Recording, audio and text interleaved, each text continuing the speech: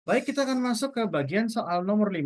Pada gambar ditunjukkan sebuah silinder dengan massa 2 kilogram yang dapat berputar pada sumbu utamanya yang melewati titik O. Berapa gaya yang bekerja pada silinder besarnya adalah F1, F2, F3, dan F4 yang ada pada gambar untuk arahnya. Jika R kecil itu 5 cm dan R besar itu 12 cm, kemudian sudut relatif terhadap gaya terhadap silinder tidak berubah saat silinder berputar, jadi artinya sudutnya akan sama seperti itu, maka hitunglah besar dan arah percepatan sudut tersebut. Dari hukum kedua Newton untuk gerak rotasi, kita bisa dapatkan bahwa sigma torsi itu akan sama dengan momen inersia dikalikan dengan A, alfa. Nah, kalau yang ingin dicari itu adalah percepatan sudut, ya artinya kita harus tahu sigma torsi yang bekerja pada silinder tersebut dengan momen inersia.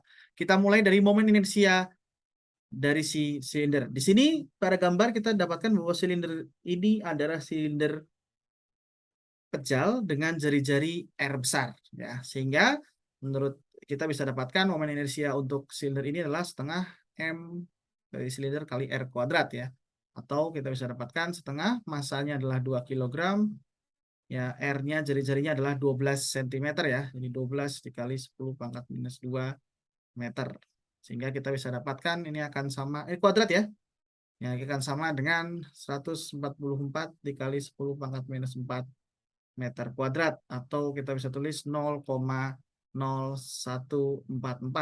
meter kuadrat.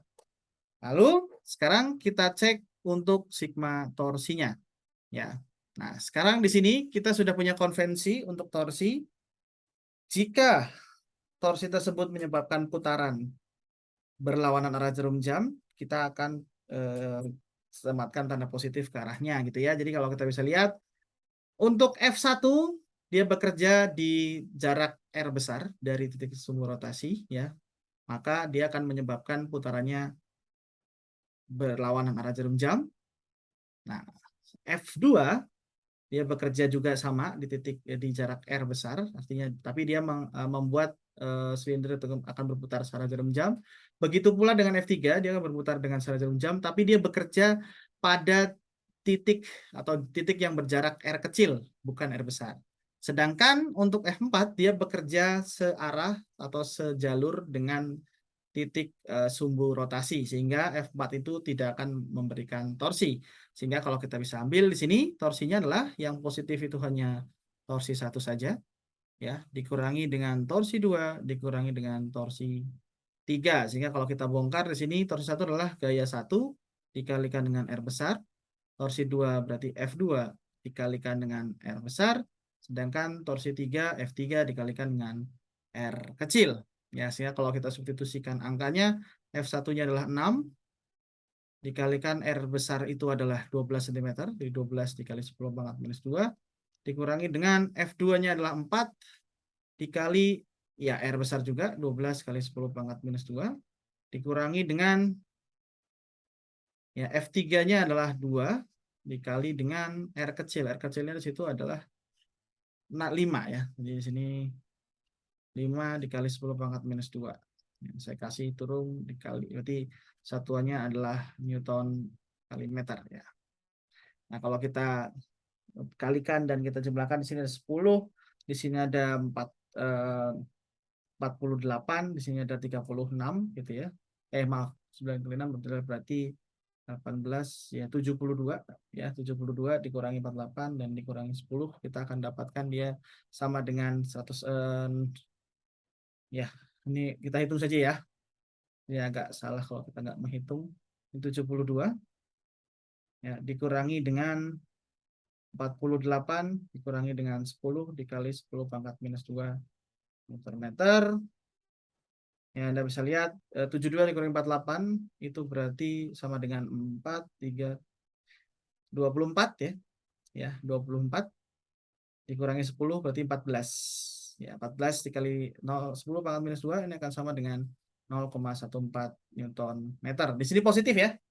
Positif. Artinya arah torsi totalnya itu akan sama dengan arah yang positif atau berlawanan arah jarum jam.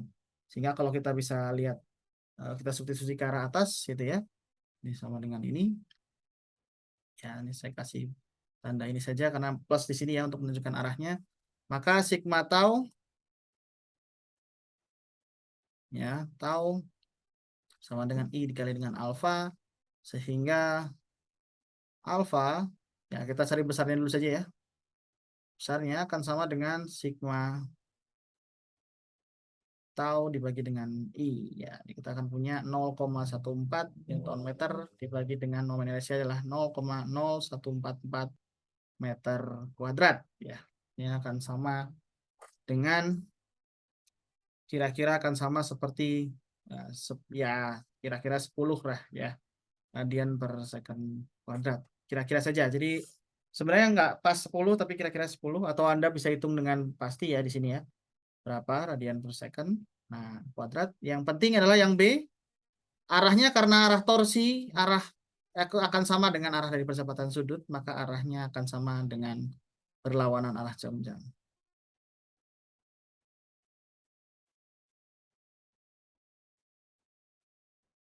Jarum jam putarannya, tapi arah vektor dari alfa itu berarti arahnya ke sini ya. Kalau kita bisa pakai aturan tangan kanan, maka arahnya ke ke kanan mungkin ya kalau kita bisa bilang di sini alfa. Jadi Anda lihat pada gambar.